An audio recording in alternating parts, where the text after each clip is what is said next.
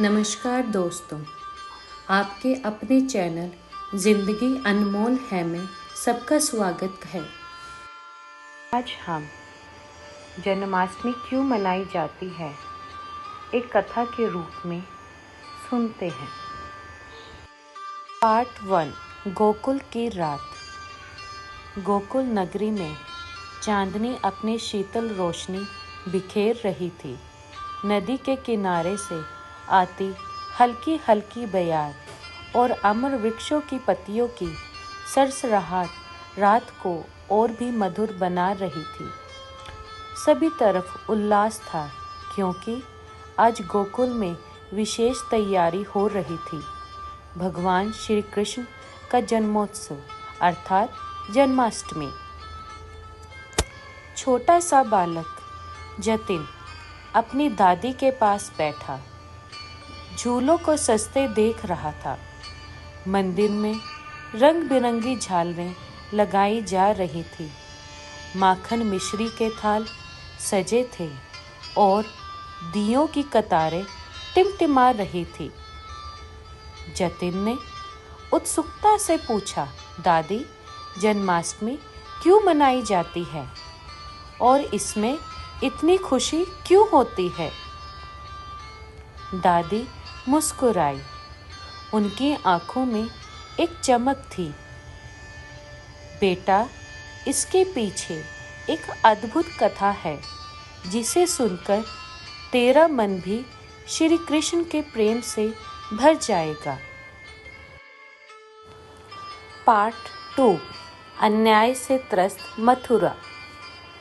बहुत समय पहले मथुरा नगरी में राजा कंस का राज था। वह अत्याचारी, क्रूर और स्वार्थी था। उसकी एक बहन थी, देवकी। देवकी का विवाह वसुदेव जी से हुआ था, लेकिन विवाह के समय एक भविष्यवाणी हुई। कंस, तेरी बहन का 8वां पुत्र तेरा अंत करेगा। यह सुनकर कंस का चेहरा क्रोध से लाल हो गया।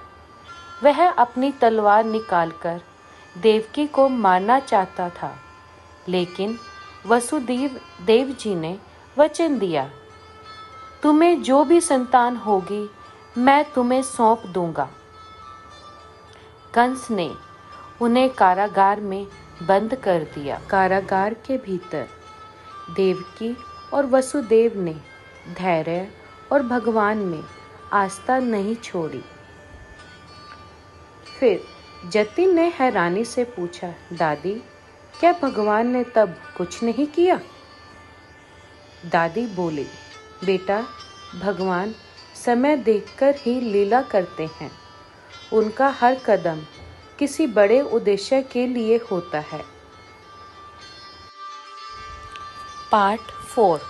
श्री कृष्ण का अवतार।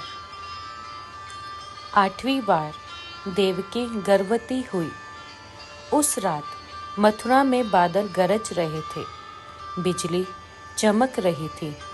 आधी रात को अचानक से कारागार में दिव्य प्रकाश छा गया। भगवान विष्णु स्वयं प्रकट हुए, शंख, चक्र, गदा और 4 भुजाओं वाले। उन्होंने कहा, माता पिता, मैं तुम्हारे पुत्र के रूप में जन्म लेकर कंस का अंत करूंगा और धर्म की स्थापना करूंगा। क्षण भर में उनका रूप एक सुंदर बालक में बदल गया। पार्ट 5। गोकुल की यात्रा। उस रात चमत्कार हुआ। कारागार के दरवाजे अपने आप खुल गए। पहरेदार गहरी नींद में सो गए और बेड़ियां अपने आप टूट गई। वसुदेव जी ने बालक कृष्ण को टोकरी में रखा और यमुना नदी पार करने चले। बारिश बहुत तेज हो गई। यमुना मैया लहरों में उफन रही थी। तभी नागराज शेषनाग प्रकट हुए और उन्होंने अपने फन से बालक को वर्षा से बचाया। पार्ट 6। नंद बाबा का घर। गोकुल में उस समय नंद बाबा की पत्नी यशोदा ने एक कन्या को जन्म दिया था। वसुदेव जी ने बालक कृष्ण को वहां छोड़कर कन्या को लेकर वापस मथुरा लौट आए।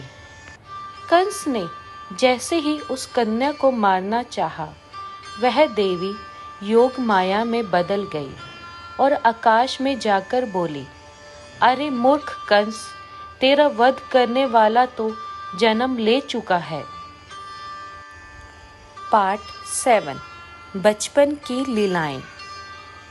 श्री कृष्ण गोकुल में बड़े होने लगे।